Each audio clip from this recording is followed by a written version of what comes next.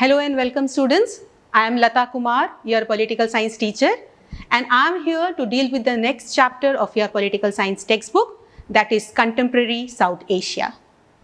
But before dealing with the chapter, let us have a quick recap of what you have learned in your earlier chapters. Students, I am doing this just to make you understand between what you have learned and what you are going to study today so that we can have a connectivity. आपने जो अपना पहला chapter पढ़ा उसमें आपने शीत युद्ध के बारे में पढ़ा. शीत युद्ध यानी cold war, a period when there were two super powers, one headed by America and another by USSR. लग ही रहा था कि इनके बीच एक बहुत बड़ा युद्ध होगा, लेकिन ऐसा कुछ नहीं हुआ. और क्योंकि उनके बीच कोई महायुद्ध नहीं हुआ, उसे शीत युद्ध की संज्ञा दी गई. During that time, the world was bipolarized. Bipolarized का मतलब है कि शक्ति के दो केंद्र थे, एक था अमेरिका और दूसरा था सोवियत संघ. Later you have studied the reasons why Soviet Union got disintegrate.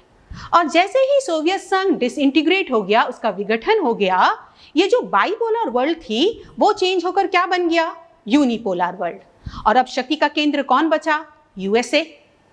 ऐसे में यूएसए जो था वो अपनी शक्ति को इतना ज्यादा बढ़ा रहा था कि विश्व के जितने भी बाकी देश थे, चाहे वो जानबूझकर हो या अनजाने में हो, यो यूएस की चपेट में आ रहे थे, जिसको आपने यूएस हेगेमनी या वर्चस्व के रूप में पढ़ा.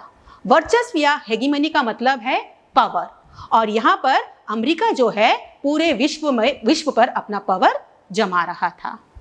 उस समय एक ऐसा दौर आया जिसको हम लोग ने नाम दिया मैकडोनलाइजेशन, या हिंदी में कहे मैकडोनलीकरण. इसका मतलब कि हम अपनी सभ्यता को भूलकर, अपनी संस्कृति को भूलकर किसी दूसरे देश की संस्कृति या उसके कस्टम्स को फॉलो कर रहे हैं. और ऐसा ही हुआ. अगर बच्चों आपसे अभी मैं पूछूं कि आपको खाने में क्या पसंद है या पहनने में क्या पसंद है, मैं जरूर कह सकती हूं कि आप उन्हीं चीजों को एनलिस्ट करोगे जो हमारी सभ्यता में नहीं है. For example, you would like to have burger, pizza, coke, momos. पहनना आपको जीन और टॉप पहनना पसंद है. क्या आपको लगता है कि ये भारतीय संस्कृति है? नहीं. We are influenced by the western culture.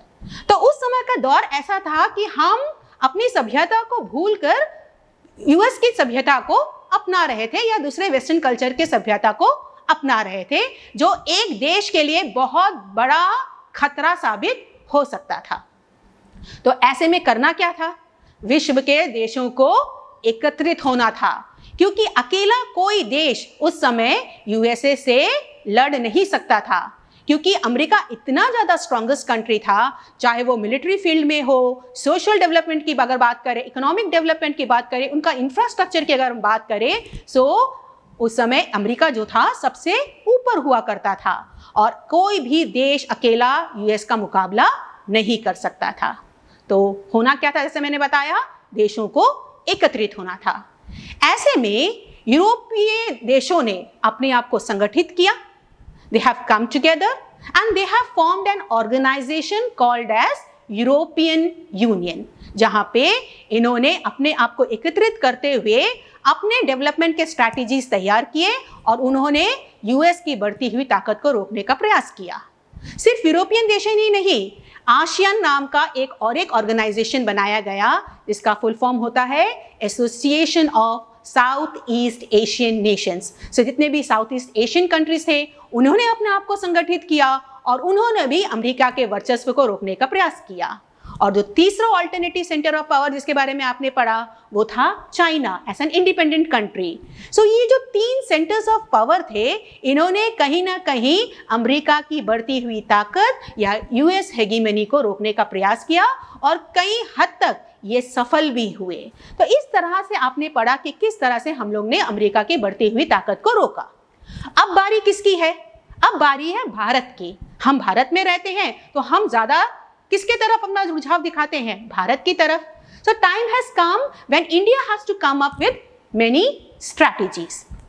India को आपको पता है कि इंडिया जब आजाद हुआ था, उसकी जो सिचुएशन थी वो बहुत खराब थी, और अकेला इंडिया ही नहीं था, बाकी जितने भी, अगर हम भारत के आसपास या पड़ोसी देशों की बात करें, उनकी भी हालत ऐसे ही थी. तो अब हमको संग आना है, हमको अपने आप को एक संगठन में ढालना है।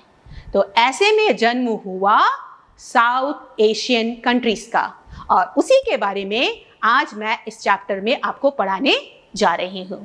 So the name of the chapter is contemporary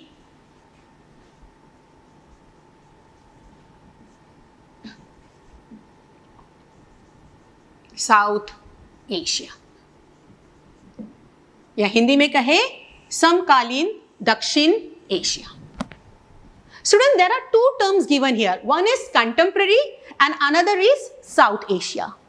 Let us understand the meaning of these two terms first. What is contemporary and what is South Asia? Contemporary का मतलब है present, या हिंदी में कहे समकालीन। और साउथ एशिया किसे कहा जाता है?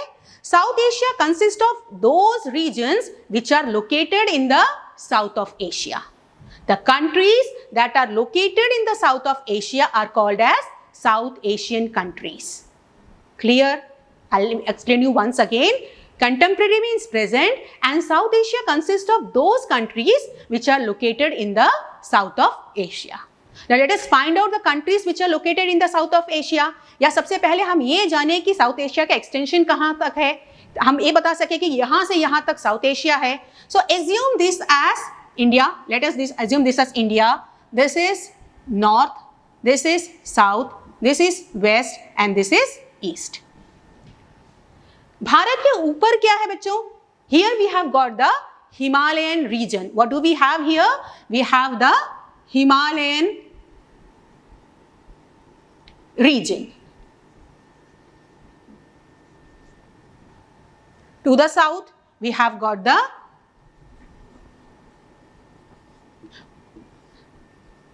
Indian Ocean.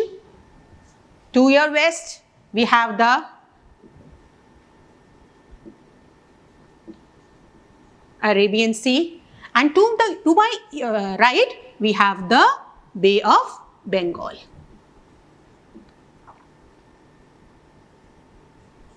ठीक है बच्चों, सपोज ये इंडिया है और इंडिया के नॉर्थ में है हिमालयन रीजन, साउथ में है इंडियन ओशन, आपके वेस्ट में है अरेबियन सी, और जो ईस्ट में है वो है बे ऑफ बंगाल। सो अगर हम एक्सटेंशन की बात करें साउथ एशिया की, so the region from that of the Himalaya to the Indian ocean and from the Arabian sea to that of the bay of Bengal.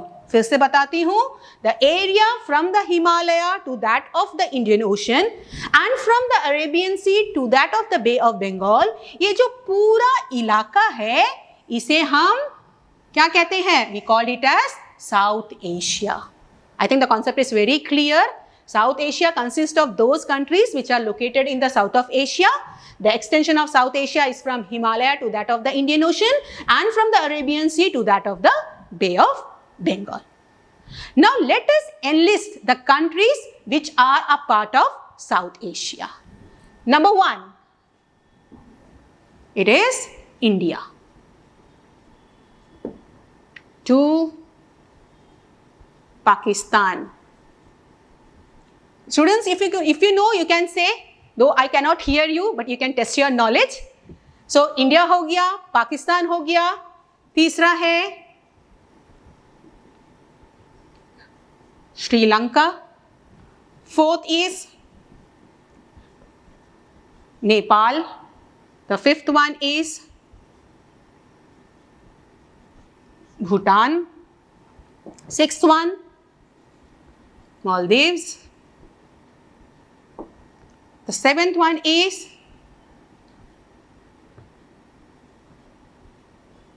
Bangladesh, and the eighth one is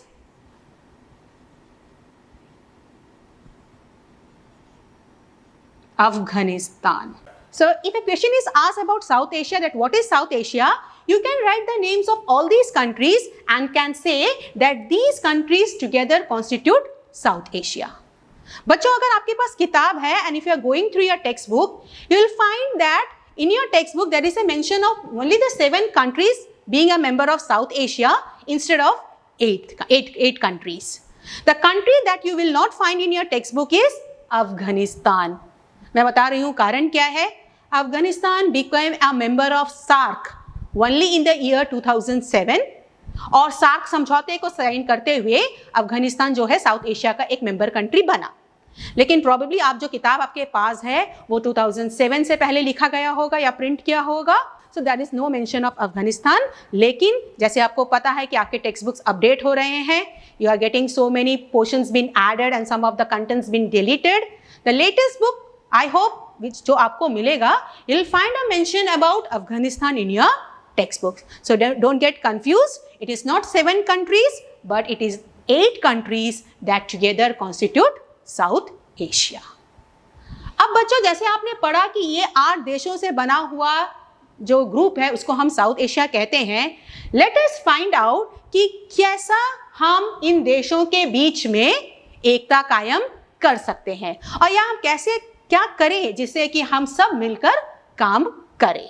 So the only solution to this is we should make relationship with these countries. We have to make relationship with these countries. और relation बनाने का सबसे easy तरीका क्या है बताइए आप? हमने आज़ादी से पहले ही अपने गोल्स तैयार करके रखे हुए थे और हमारा गोल्स कहता है कि अगर हम कभी आज़ाद हुए तो we will always try to maintain peace and we will work in cooperation. इसका मतलब हम हमेशा शांति स्थापित करेंगे और दूसरे देशों के सहयोग से काम करेंगे। सो हमारा जो गोल था पहले से हम लोग ने तैयार कर दिया था, अब चाहिए क्या था, इस पर अमल करें। So the time has come when India and the neighbouring countries should come up with strategies which will enable them to work together. So the strategies और the policies that a government makes to develop relationship with other countries is termed as foreign policy. अभी आपको एक slide दिखाया जाएगा, तो बच्चों आपके blackboard में जो स्लाइड दिया गया है उस पर अपना ध्यान दीजिए। वहाँ पे फॉरेन पॉलिसी का एक एग्जैक्ट डेफिनेशन दिया गया है जिसका मतलब है कि foreign policy refers to how a government deals with other countries, या अगर हम दूसरे टर्म्स में कहें so foreign policy is government strategy in dealing with other countries. इसका सीधा मतलब निकलता है कि जब एक देश दूसरे देशों के साथ अपना जो रिलेशन है उसको बेहतर करने का प्रयास करता है, तो बेहतर करने के लिए जो स्ट्रैटेजीज और जो पॉलिसीज हम अपनाते हैं उसी को विदेश नीति कहा जाता है। विदेश नीति करने के लिए या दूसरे देशों को अपने संपर्क में लाने के लिए 2 चीजों को मुख्य तौर पर इंपॉर्टेंस दिया जाता है। What are they? They are trade and defence. Trade और डिफेंस के माध्यम से हम किसी भी देश के साथ अपना संपर्क अच्छा कर सकते हैं। लेकिन बच्चों 1954 में जब भारत ने चाइना के साथ अपने बायलैटरल एग्रीमेंट्स तैयार किए या चाइना के साथ अपने रिलेशंस को सुधारने का प्रयास किया, उस समय we have come with 5 main principles and those 5 principles are actually named as Panchsheel. What they are named as? They are named as Panchsheel. So what is Panchsheel? Panchsheel is the agreement that was made in the year 1954 between India and China. And this policy or principle or strategies was made between Indian then Prime Minister Pandit Jawaharlal Nehru and the then Premier of China Zhou Enlil. So ये इसके अंतर्गत भारत और China ने 5 principles जो थे उसको तैयार किया जिसको पंचशील या 5 प्रिंसिपल स्ट्रैटेजी कहा जाता है। Now let us look into the 5 principles. What is the first principle? It is mutual non-aggression. It is mutual non-aggression. The second one is mutual non-interference.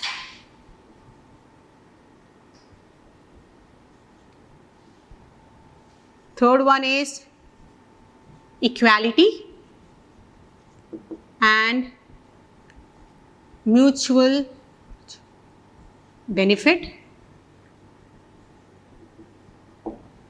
The fourth one is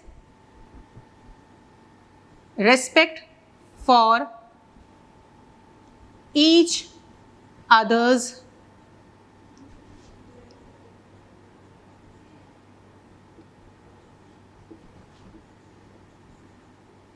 territorial integrity and sovereignty.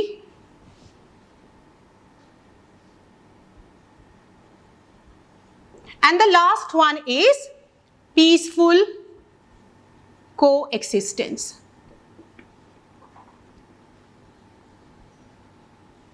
Peaceful coexistence. So these are considered as the basic or the basis of India's foreign policy. पहला जो है वो है mutual non aggression. इसका मतलब है कि अगर हमारे बीच, मेरा मतलब है चाइना और इंडिया के बीच में कभी भी किसी तरह का तनाव हुआ तो हम हमेशा इसको बातचीत के द्वारा सॉल्व करने की कोशिश करेंगे instead of waging a war. हम युद्ध का साथ या युद्ध कभी नहीं करेंगे और हम बातचीत के द्वारा इसको सॉल्व करने की कोशिश करेंगे. The next one is mutual non interference. हम कभी भी एक दूसरे देशों के अंदरूनी मामले में दखल नहीं देंगे. तीसरा है इक्वल एंड म्यूचुअल बेनिफिट. हम ऐसा काम करेंगे जिससे कि हम दोनों को ही बराबर का फायदा हो. Respect for each others territorial integrity and sovereignty. हम एक दूसरे देश की अखंडता और संप्रभुता को बचाने का हमेशा प्रयास करेंगे. और लास्ट जो है वो है पीसफुल कोएक्सिस्टेंस. खुद भी जिएंगे और आपको भी बराबर का मौका देंगे कि आप भी शांति से एवं आराम से जी सके. So these are the 5 principles which are considered as Panchsheel principle. और ये जो पंचशील प्रिंसिपल्स के तहत भारत ने इसके बाद जब भी किसी देश के साथ अपने संपर्क को बढ़ाने का या बेहतर करने का प्रयास किया, ये जो 5 प्रिंसिपल्स है इसको कोर प्रिंसिपल्स के रूप में लाया गया. इसके साथ बहुत सारे प्रिंसिपल्स को ऐड कर कर ही इंडिया ने दूसरे देशों को अपने संपर्क में लाने का प्रयास किया या सहयोग से काम करने का प्रयास किया. Now, let us understand about some of the common problems of South Asian countries. क्योंकि हमारा टॉपिक ही है साउथ एशिया का.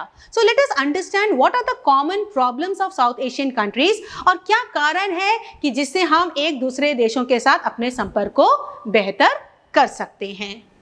So now students, let us discuss the common problems of South Asian countries. The first common problem is demand for democracy. जितने भी south Asian countries थे वे अपने यहाँ पर डेमोक्रेसी को लाना चाहते, यानी कि लोकतंत्र को लाना चाहते थे, क्योंकि लोकतंत्र को सबसे अच्छी सरकार माना जाता है. What actually is democracy? If a simple definition is given to you, democracy is the government of the people, by the people and for the people. This is the simplest definition ever given.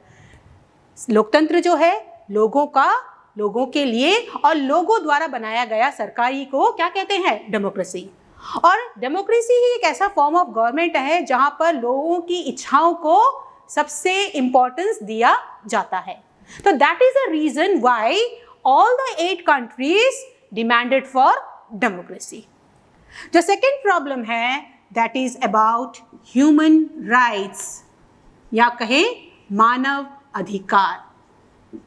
What is human rights? The rights that are given to the people are called as human rights.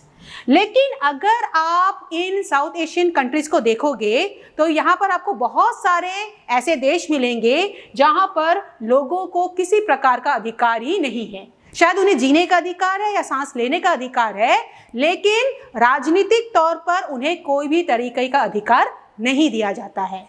But every people living in the country demand for rights. So human right एक बहुत important या common problem आपको इन देशों के बीच में देखने को मिलेगा. The third one is women participation. महिलाओं का देश के कामों में भागीदारी. एक समय ऐसा था जब भारत में भी महिलाओं को पीछे छोड़ दिया जाता था. तो ये सिर्फ भारत की कहानी नहीं है। अगर आप पढ़ोगे सारे देशों के बारे में, साउथ एशियन कंट्रीज के बारे में, तो यहाँ पर बहुत सारे ऐसे देश हैं जहाँ पर महिलाओं को पर्दे पर रखा जाता है और उन्हें सिर्फ घर के कामों के लिए ही बनाया गया है। इनका मानना है कि महिलाओं को घर से निकलकर राजनीति में भाग लेने का कोई अधिकार नहीं होना चाहिए। So women participation was almost nil in many of the South Asian countries. The next common problem is poverty.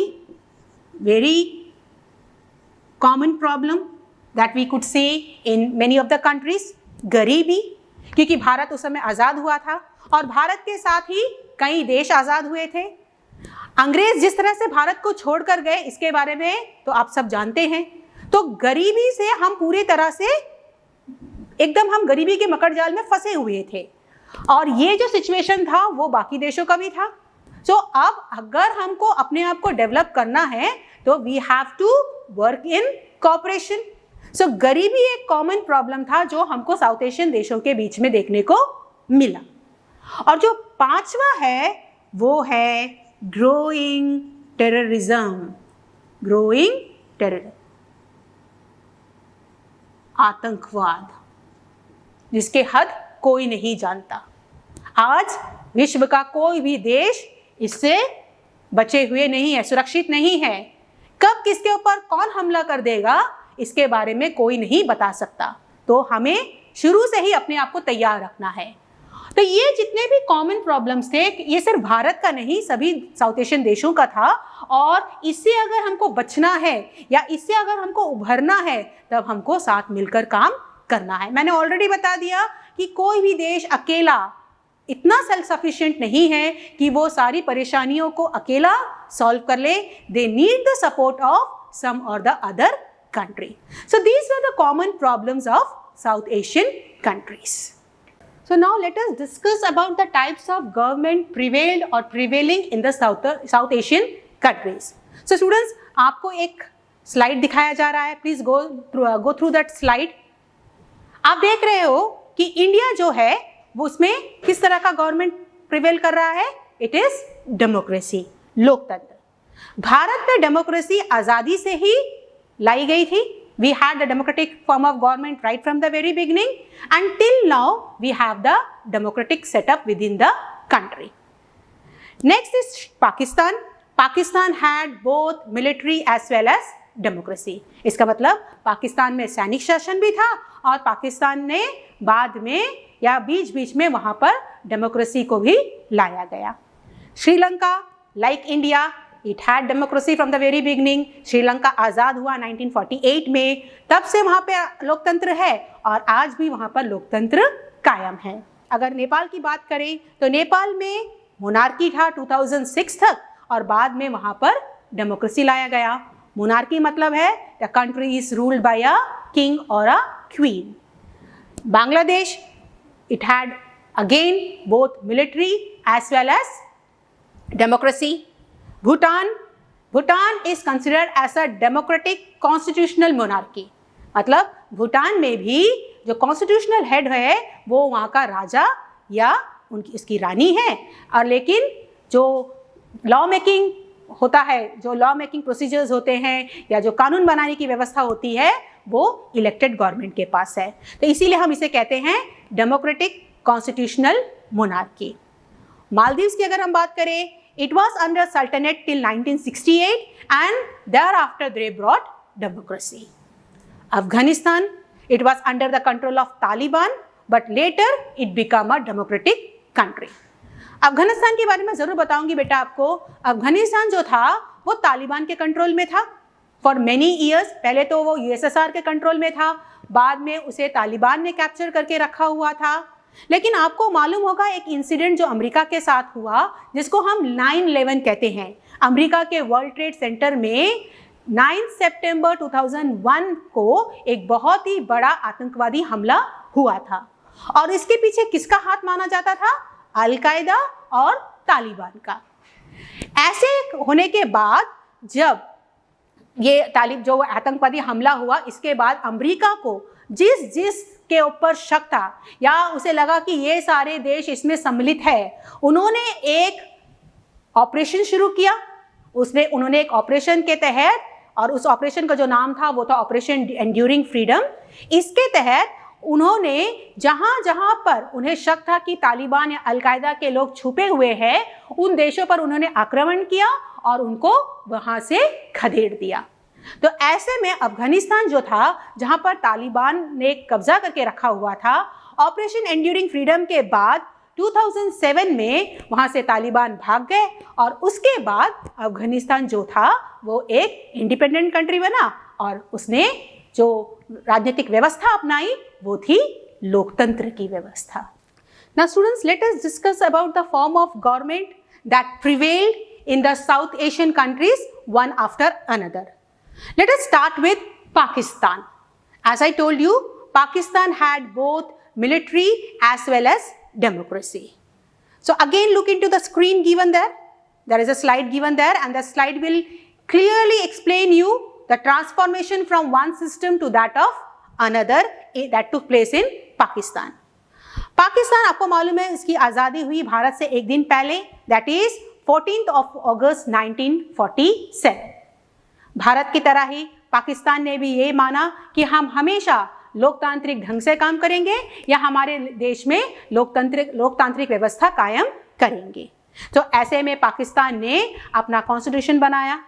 Constitution के तहत उन्होंने अपना जो पहला प्रधानमंत्री चुना जो बने लियाकत अली, और जो पाकिस्तान बनाने में जिसकी सबसे मुख्य भूमिका रही वो थे मोहम्मद अली जिन्ना।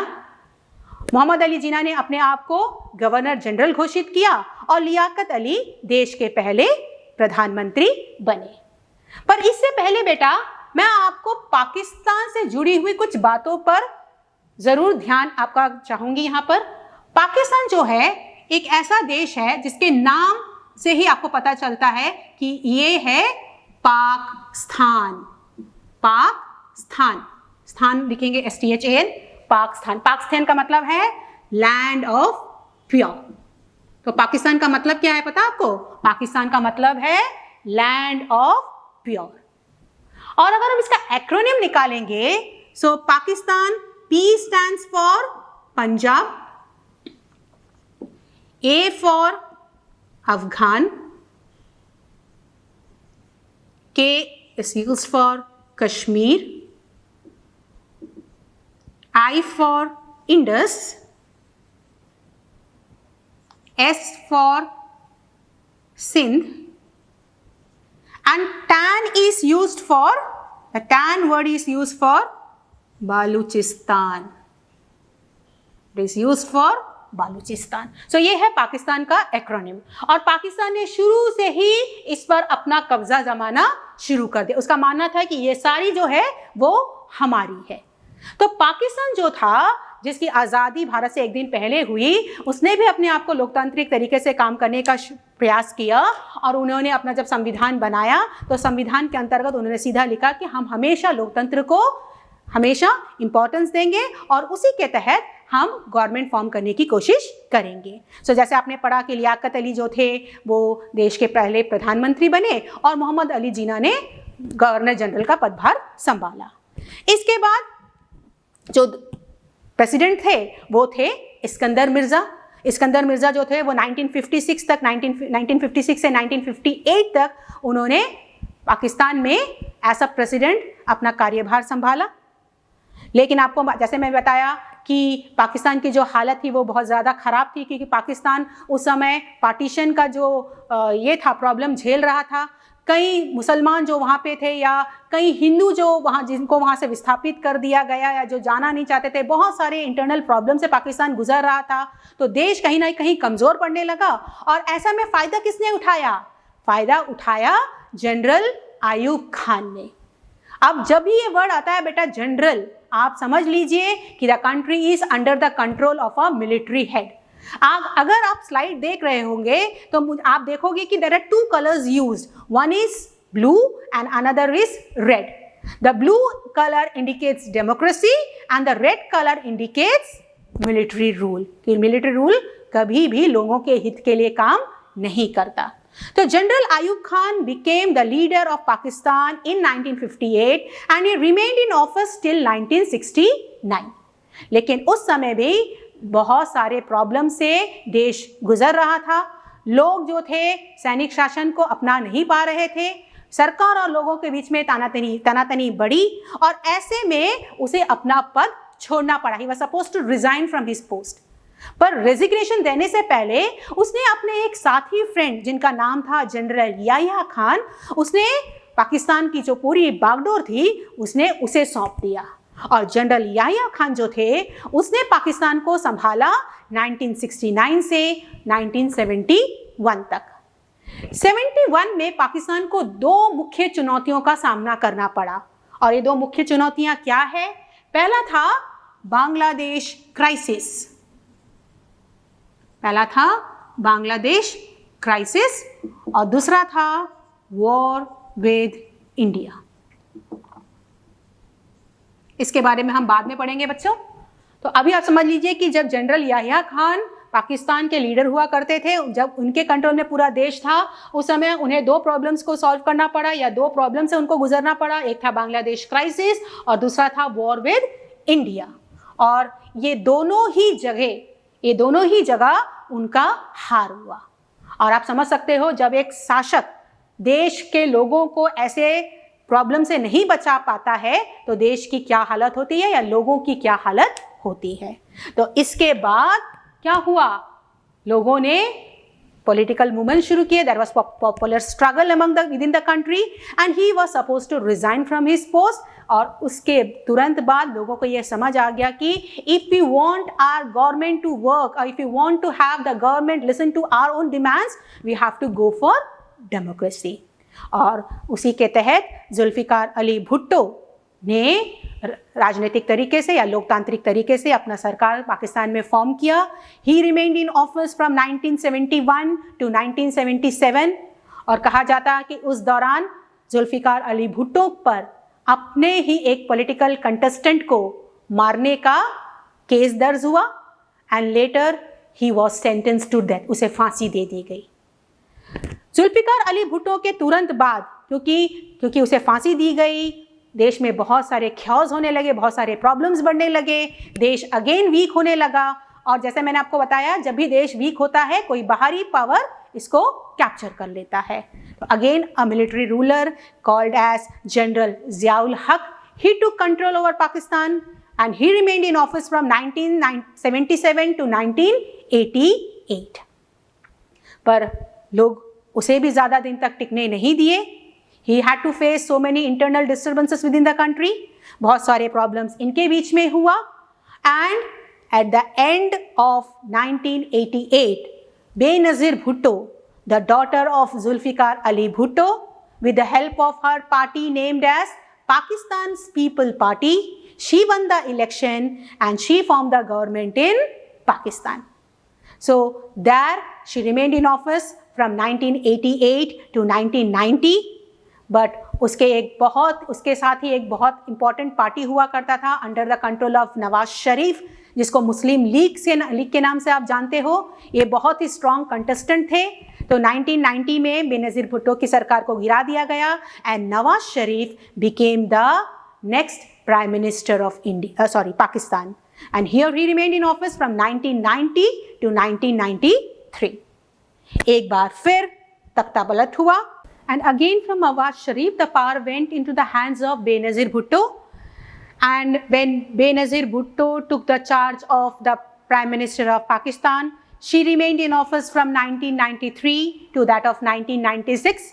और कहा जाता है कि बेनज़ीर भुट्टो को she was assassinated, उस पर एक बॉम्ब के द्वारा हमला किया गया जब वो एक मीटिंग को अटेंड करते हुए रावलपिंडी से वापस आ रही थी। A suicide bomber फर्स्ट उसने उस पर अटैक किया and later she was killed. Benazir Bhutto के देहांत के बाद एक बार फिर नवाज शरीफ को मौका मिला कि वो तख्ता संभाले। देखिए, this is what politics is. एक व्यक्ति अपना सत्ता प्राप्त करने के लिए किस तरह से, मैं नवाज शरीफ की बात यहाँ नहीं कर रही हूँ, I do not mean anything by Nawaz Sharif, ठीक है, क्योंकि बेनज़ीर भुट्टो को किसने मारा इसके बारे में कोई पुख्ता सबूत आज तक किसी को नहीं मिला है। But It is said that she was assassinated because of some conspiracy. So Benazir Bhutto के बाद जब नवाज शरीफ बने तो he remained in office from 1997 to 1999 और उस समय नवाज शरीफ के दौर में भारत और पाकिस्तान के बीच कारगिल युद्ध हुआ 1999 में. लेटर नवाज शरीफ के ऊपर बहुत सारे एलिगेशंस लगाए गए क्योंकि कारगिल वॉर में अगेन पाकिस्तान को हार झेलना पड़ा. So the country was again going through difficulties और उस समय एक और सैनिक शासक जिनका नाम था जनरल परवेज मुशर्रफ, उन्होंने 1999 में पाकिस्तान की बागडोर अपने हाथ में ले ली. And later what he has done, you know, he has brought changes in the constitution and he declared himself as the president of Pakistan. Nawaz Sharif के बाद कहते हैं कि नवाज शरीफ पर कुछ ट्रेसन, he was charged of treason. ट्रेसन मतलब देशद्रोह का मामला उसके उपनाम से दर्ज हुआ और उसके बाद वो कहाँ भाग गए आज तक उसका भी कोई सबूत नहीं मिला. एक स्पेशल कोर्ट ने उनके खिलाफ एक याचिका पेश की कि जब भी वो दिखेंगे या कहीं पर भी वो मिलेंगे, he should be killed. And from Pervez Musharraf, the power went again in the hands of Nawaz Sharif. Here Nawaz Sharif remained in office from 2013 to 2017. उसके ऊपर पनामा पेपर केस का एक मामला दर्ज हुआ and the court has again ordered 10 years imprisonment for him.